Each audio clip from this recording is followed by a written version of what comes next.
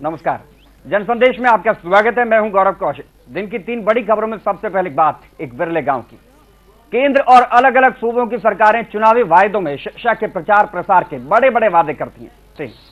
ये गांव 3 तरफ से नदी से घिरा हुआ है। बरसात में बाढ़ आने पर यहाँ की दुनिया कुछ किलोमीटर के दायरे में सिमट जाती है। यहाँ के लोगों के साथ नाइंसाफी की फहरिस्त काफी लंबी है। सबसे ज्यादा हैरान करने वाली बात यह है कि गांव का कोई भी बाशिंदा 5वीं जमात से ज्यादा पढ़ा नहीं है। इसके पीछे कई वजह है। सबसे बड़ी वजह यह है कि गांव में जूनियर हाई स्कूल लेवल का कोई स्कूल नहीं है। 5वीं पास करने के बाद अगर आगे की पढ़ाई करनी है तो इनके सामने 2 विकल्प हैं। इसी जिले में पढ़ने वाला सबसे करीब का स्कूल 20 किलोमीटर दूर है, जबकि दूसरा स्कूल 25 किलोमीटर दूर हजारीबाग जिले में। 5वीं पास करने के बाद इसी दूरी का ख्याल कर गांव के लोग बच्चों की पढ़ाई छुड़वा देते हैं। इसके अलावा गरीबी भी शिक्षा के आड़े आती है।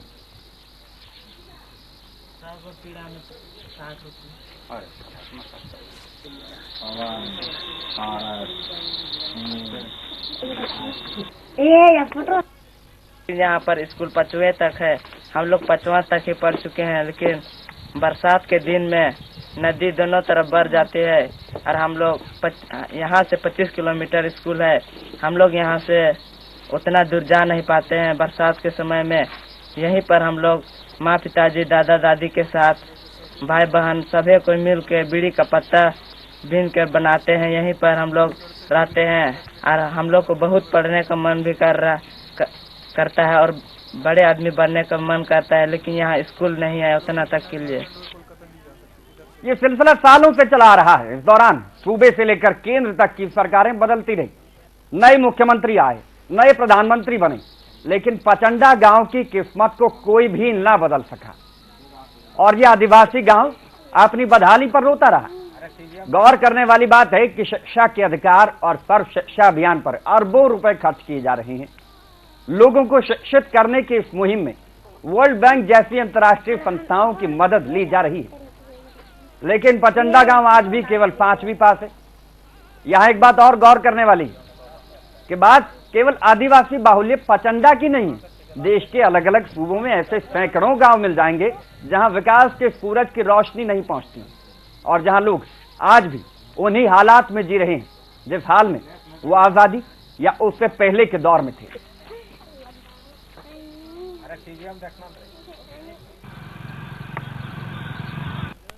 कुछ व्यवस्था नहीं किया सरकार। जो इन्हें नदी भी है और इधर भी नदी है, तो यहाँ वो नदी यहाँ पर मिलल है पूर्वे थोड़ी दूर आगे, तो इन्हें के रास्ता भी छिकाल है और इधर भी पहाड़ है। कहीं जाए के मौका नहीं मिलता है। इनके बरसात में तो इतना दिक्कत होता है, कुछ हम इनकी समझ में नहीं कर रहे हैं।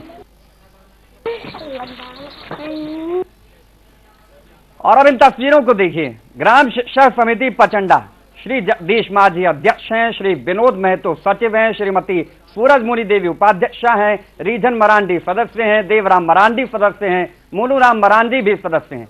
5-5, 6-6 लोग जो कि समिति के अंदर आते हैं। ये शिक्षा समिति की तस्वीर है, वो भी उस गांव की जहां पर कोई भी 5वीं जमात से ज्यादा नहीं पढ़ा है। अंदाजा लगा सकते हैं आप, जब गांव की हालत ये है तो शिक्षा समिति के पदाधिकारियों की क्वालिफिकेशन भला क्या होगी। लेकिन यही लोग शिक्षा को भी सजाने संवारने का, तरक्की का बीड़ा अपने कंधों पर उठाए हुए हैं।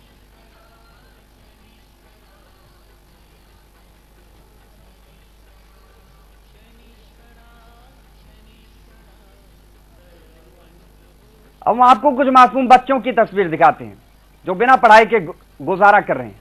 तस्वीर देखिए इन मासूम बच्चों की, बिना पढ़ाई के गुजारा कर रहे हैं, पेड़ पर बैठा हुआ है और इस बच्चे के साथ साथ ये तमाम बच्चे भी शामिल हैं। जाहिर है बचपन के दिनों में खेल कूद ही अब इनके पास एकमात्र काम बचता है। पाठशाला में बच्चों का शोर नहीं सुनाई पड़ता, पहाड़ा रटने की सामूहिक आवाज भी नहीं गूंजती। गांव के बच्चों में यहाँ के माहौल की वजह से पढ़ाई को लेकर कोई उत्साह भी नहीं। जिस उम्र में इन्हें कंधे पर बैग लटकाकर स्कूल जाना चाहिए, ये बचपन गांव की पगडंडियों और पेड़ों की शाखों पर चढ़ने उतरने के बीच बीत जाता है। पढ़ना इन बच्चों का वो अधिकार है जो इन्हें संविधान से मिला है, लेकिन ये बच्चे इस अधिकार से महरूम हैं। इनमें से कई बच्चे अपने परिवार के साथ तेंदुपत्ता बीनने और बीड़ी बनाने के काम में लगे। जिंदगी आगे बढ़ रही है, लेकिन बचपन दिशाहीन है। साल दर साल बीत रहे, पचंडा की मायूसी और बेबसी कायम है।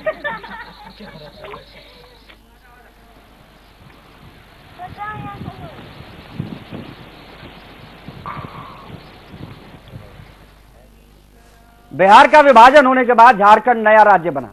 पहली सरकार में मुख्यमंत्री बीजेपी का था। इसके बाद शिबू सोरेन नए राज्य के पहले निर्वाचित मुख्यमंत्री थे।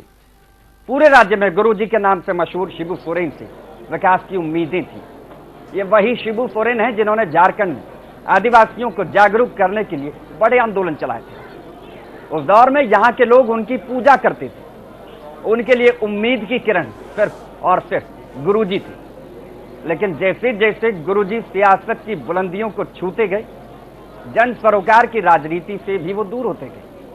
पिछले एक दशक से ज्यादा के अरसे में शिबू सोरेन का नाम जब भी चर्चा में आया तो उसके पीछे विकास या जनता से जुड़ा कोई मसला वजह नहीं बना। गुरुजी सिर्फ और सिर्फ विवादों के साथ गलबहियां करते हुए नजर आए।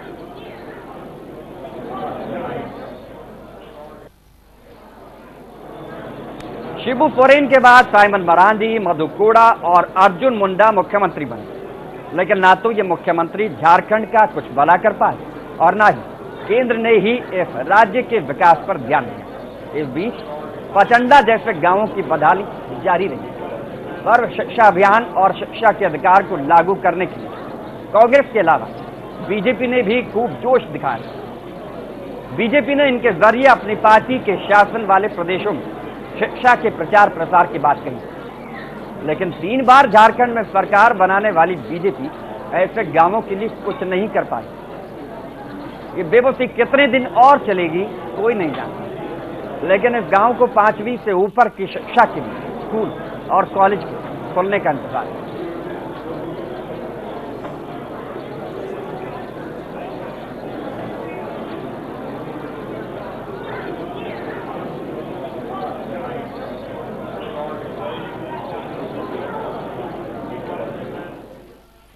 जाहिर है पचंडा जैसे गांव उस भारत की तस्वीर को पैदा करते हैं जो कि 60 साल से ज्यादा आजादी की बीत जाने के बाद भी असली आजादी का इंतजार ही कर रहे हैं।